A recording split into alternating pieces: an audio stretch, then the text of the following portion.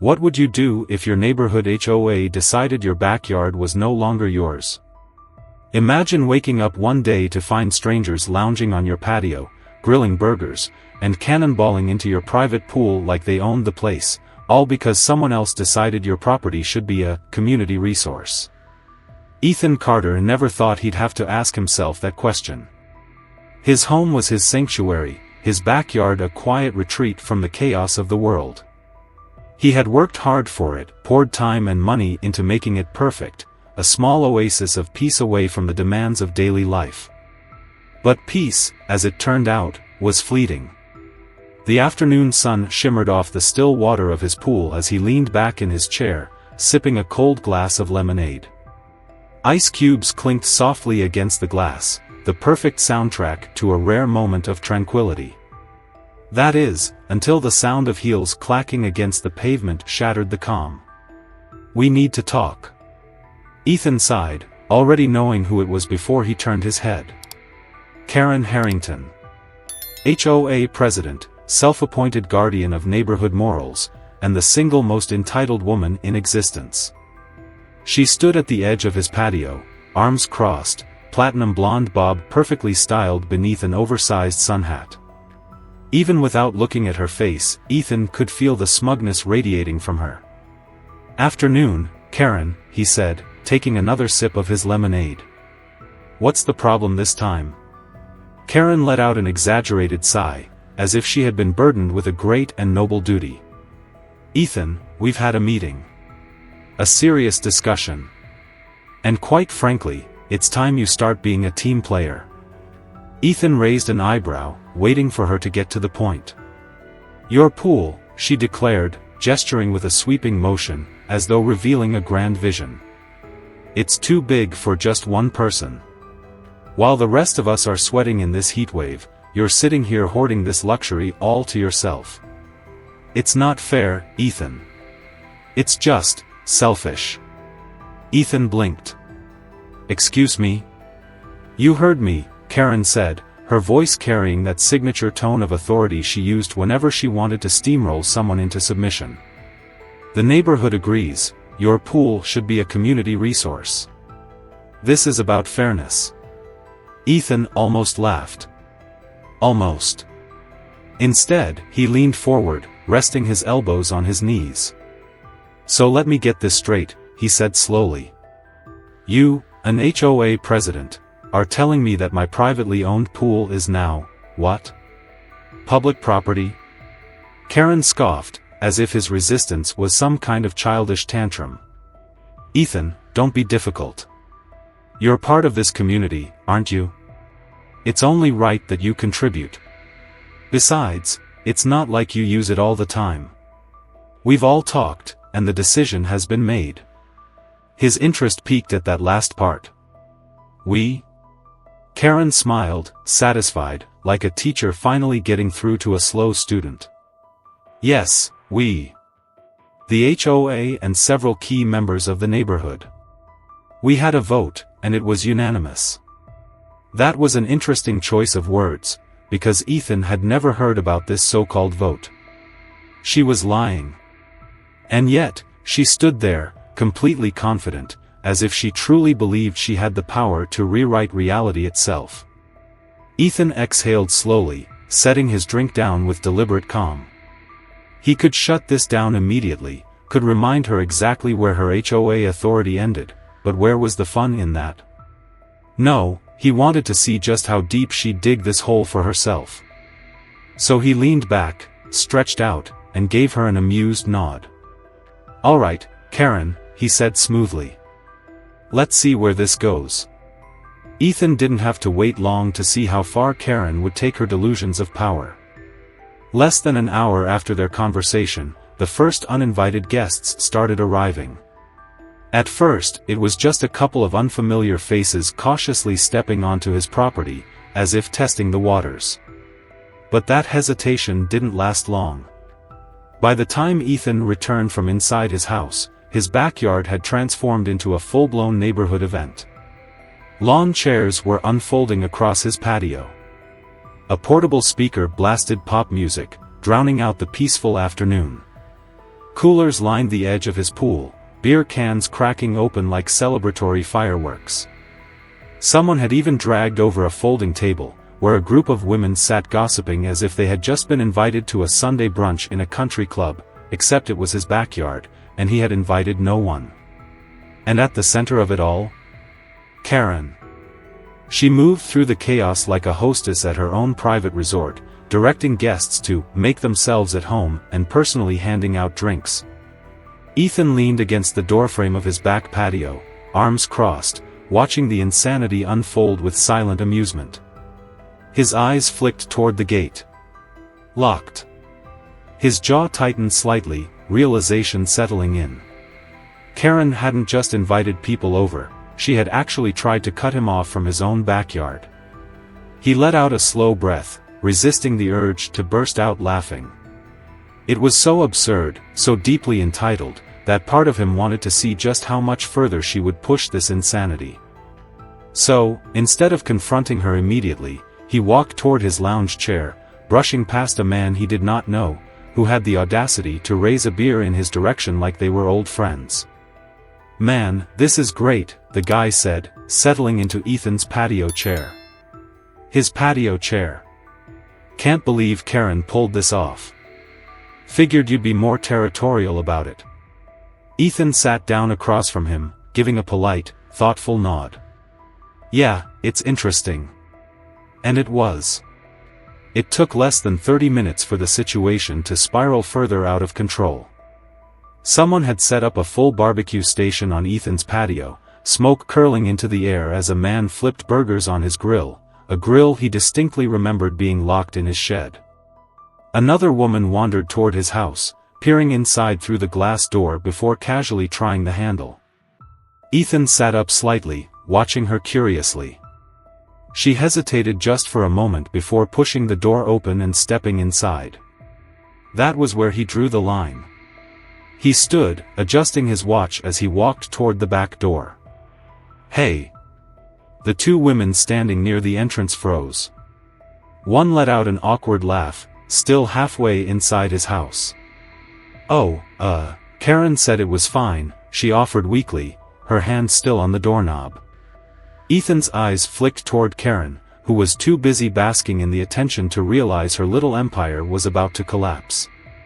He let out a slow breath, suppressing the growing irritation burning beneath his skin. Enough was enough. With measured steps, he walked over to where Karen stood, mid-conversation with a group of homeowners who seemed completely oblivious to the fact that they were trespassing on someone else's property. "So, Karen," he said, his voice calm but firm, cutting through the noise. She turned, flashing an exaggerated sigh, as if he were an annoying child ruining her perfect day. "Ethan, please, don't be so uptight. Everyone is having fun. You should be grateful you get to help the community." Ethan tilted his head slightly, studying her. "Grateful?" Karen folded her arms, her condescending smirk deepening. "Yes. It's not like you use the pool all the time anyway. Besides, we had a vote. Everyone agreed this was the best thing for the neighborhood." Ethan exhaled through his nose, shaking his head slightly. "Right. That vote. The one I wasn't invited to." She waved a hand dismissively. "Oh, come on, Ethan, stop being dramatic. It's just a pool. And since this is a community, it should be shared. We're all neighbors here." He let her talk, let her dig herself deeper, let her cling to her self-righteous delusion. And then, finally, he asked the one question that would turn everything on its head. "Karen, remind me again, who exactly gave you the authority to take over my property?" That was the first time she hesitated. A flicker of doubt crossed her expression. And Ethan knew, she had no idea who she was messing with. Karen scoffed, regaining her smug composure almost instantly. "Oh, please, Ethan. Don't act like you own the place." Ethan let the words settle, biting back a smirk. "But I do own the place." Karen rolled her eyes so hard it was a miracle she didn't sprain something. "Here we go. You always play the victim, don't you? You have this massive house, this ridiculous pool, and the second someone asks you to share, suddenly you're being oppressed. She let out a bitter laugh, shaking her head. It's honestly pathetic. Ethan's patience was razor-thin. He had let her run wild, had given her every possible chance to back down gracefully, but she was too far gone, too wrapped up in her own delusion to recognize just how badly she was about to lose. So you really believe you have the right to be here? His voice was even, but there was an unmistakable edge to it. Karen didn't hesitate. I don't just believe it, I know it. That was all he needed to hear. Ethan reached into his pocket and pulled out his phone, tilting the screen toward her. A live recording played. Karen's voice rang out clearly. Every word. Every demand. Every lie. Her face paled as she watched herself on screen. I've been documenting everything, Ethan said smoothly, watching her eyes flick back and forth between the video and his face. Every step you've taken, every trespass, every attempt at extortion. Karen let out a nervous laugh. Oh, come on, Ethan. What are you going to do? Call the cops? They won't do anything. I know people. Ethan chuckled, slow and deliberate. That's funny, because I am the people. He reached into his back pocket and pulled out a sleek black leather badge holder. With a casual flick, he revealed his credentials. Ethan Carter. Head of Internal Affairs. Karen visibly stopped breathing. The color drained from her face as she blinked rapidly, as if trying to process what she had just seen. I don't understand. Ethan sighed, slipping his badge back into his pocket. I investigate corruption, misuse of authority, harassment. His gaze was sharp, unyielding. And Karen, you just handed me more than enough evidence to ruin yourself. For the first time, true fear flickered across her face. Silence fell between them. The party was still raging around them, people splashing in the pool, music thumping, the scent of barbecue thick in the air, but the atmosphere shifted. A few neighbors had stopped talking, sensing something was wrong. Karen opened her mouth. Closed it. Opened it again. Then, in a desperate, breathless gasp, she tried one last pathetic card. This is reverse racism, she screeched. You're targeting me because I'm white. Ethan actually laughed at that, shaking his head. Karen, this isn't about your race. This is about the fact that you trespassed, stole my property, and threw a tantrum when you got caught. Her face turned red, whether from embarrassment or fury, he wasn't sure. Karen spun around, looking for support, but the crowd wasn't on her side anymore. The same people who had cheered her on minutes ago were now avoiding eye contact, stepping away from her like she carried some kind of social plague. She saw it. She saw the way the neighbors whispered to each other, the way some picked up their bags and started leaving, pretending like they had never been there in the first place. Karen's breathing grew erratic, her hands clenched at her sides. Then, just as quickly as the fear had settled in, it transformed into rage. With a wild scream, she grabbed a drink from the cooler and hurled it at Ethan. The plastic cup bounced off his shoulder, splashing lemonade down his sleeve. He didn't even flinch. Karen's breath hitched, realizing she had just made things even worse. Real mature, Ethan muttered, shaking off the liquid. But Karen wasn't done yet.